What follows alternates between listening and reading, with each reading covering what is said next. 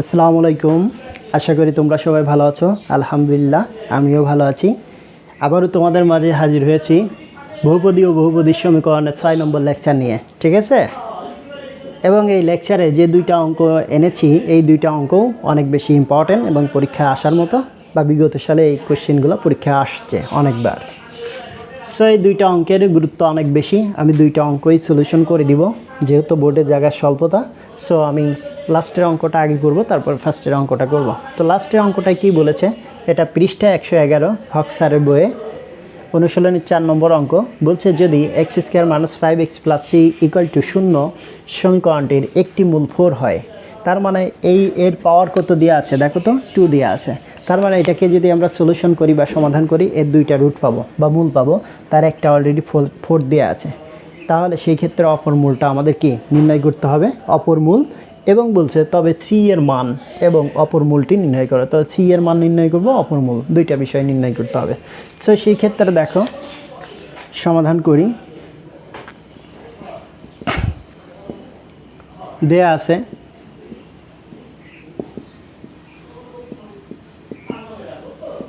x² - 5x + c = 0। এটাকে বলছি সমীকরণ 1।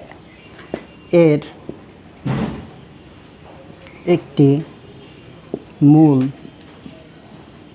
x = 4। 1 নং সমীকরণে x = 4 বসিয়ে পাই 4 এর স্কয়ার - 5 ইন্টু কত 4 + c = 0। তাহলে এখানে 16 - 20 + c = 0। তাহলে এখানে c = পাচ্ছি 4। তাহলে এই অংশটুকু মনে হয় আমরা বুঝতে পেরেছি। হ্যাঁ, যেহেতু x এর মানই হচ্ছে কি দুইটা রুট, তাই এখানে একটি মূল 4 হলে সেটাও x এর মান বিবেচনা করতে হবে, ঠিক আছে? c এর মান 1 নং সমীকরণে বসিয়ে পাই।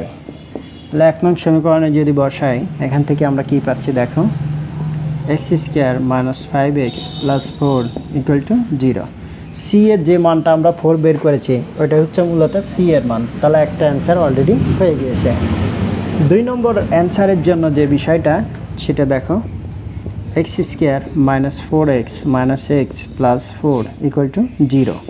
তাহলে এখান থেকে x কমন নিলে x - 4 -1 কমন নিলে x - 4। এক কথা হচ্ছে উৎপাদকে বিশ্লেষণ করেছি।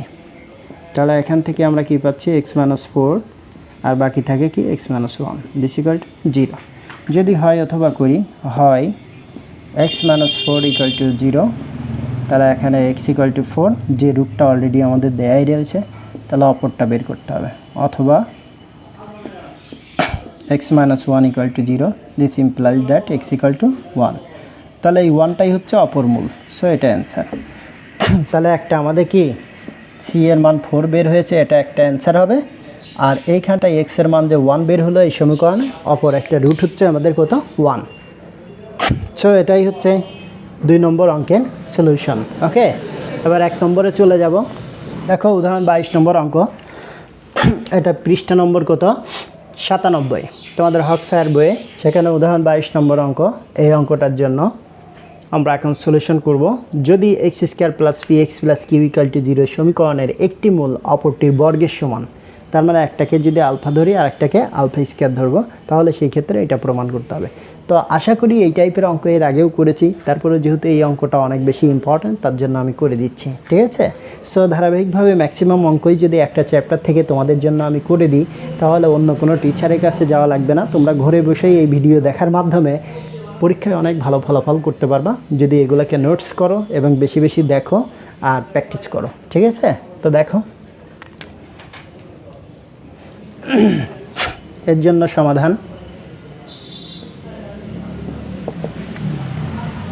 দেয়া আছে।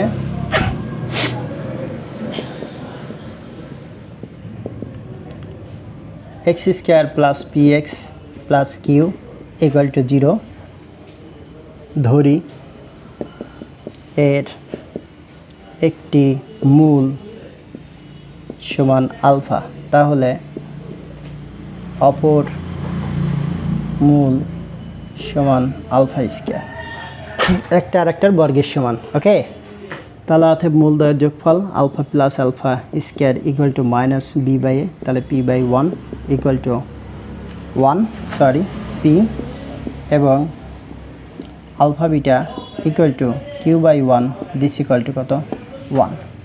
ওকে, সো এখান থেকে আমরা এখন কি করব, দেখো আলফা বিটা বলতে আলফা ইন্টু আলফা স্কয়ার, তার মানে এখান থেকে আলফা কিউবের মান পেলাম কি কিউব, এটাও কি কিউব। ওকে, দেখো যে আমাদের আলফা প্লাস বিটা বলতে আলফা স্কয়ার, এইটা মাইনাস বি বাই এ, তাহলে মাইনাস বি বলতে এখানে পি, আর এখানে এক্স স্কয়ারের সহগ হচ্ছে এ, সো পি পাচ্ছি, এটা মাইনাস পি পাচ্ছি।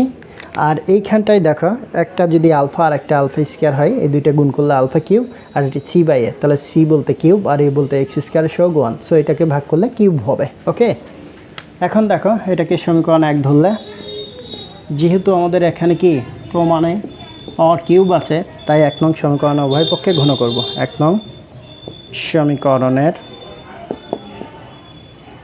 উভয় পক্ষে ঘন করে পাই, তাহলে দেখো আলফা প্লাস আলফা স্কয়ার এর cube equal to minus p এর কিউব, তাহলে এখান থেকে আমরা কি পাচ্ছি, আলফাকে যদি এ আর এটাকে বি মনে করি, তাহলে a cube plus b cube প্লাস 3 a b into a plus b. Okay, this equal to minus p এর কিউব। তাহলে উপর থেকে একটু মোছার চেষ্টা করি, দেখো পরের অংশ, দিস ইমপ্লাইজ দ্যাট আলফা এর cube plus power exchange alpha cube এর square plus 3 alpha cube into alpha plus alpha square equal to minus P cube. তাহলে এখানে আলফা কিউবের মান আমরা কি পেয়েছিলাম, আলফা কিউবের মান আমরা পেয়েছিলাম কিউব, তাহলে এখানে কিউ এর কিউব প্লাস এখানে কিউব তার স্কয়ার, এটা শুধুমাত্র কিউব, আলফা কিউবের মানই মূলত কিউব পেয়েছিলাম, আর এখানে কিউবের স্কয়ার, এখানে 3 কিউব, আর এইটার পরিবর্তে পেয়েছিলাম মাইনাস পি, এখানে মাইনাস পি এর কিউব। তাহলে এখান থেকে দেখো কিউব প্লাস কিউবের square minus 3 P cube plus P cube equal to 0।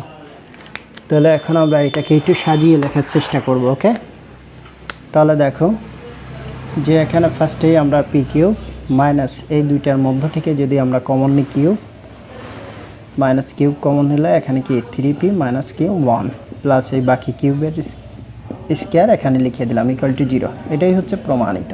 ঠিক আছে, তাহলে লেকচার 6 আমি দুইটা অঙ্ক করে দিয়েছি, দুইটা অঙ্কই ইম্পর্টেন্ট, এবং এই অঙ্কটা অনেক বেশি পরীক্ষা আসে এবং আসার মতো, অনেকবার বোর্ডেও আসছে।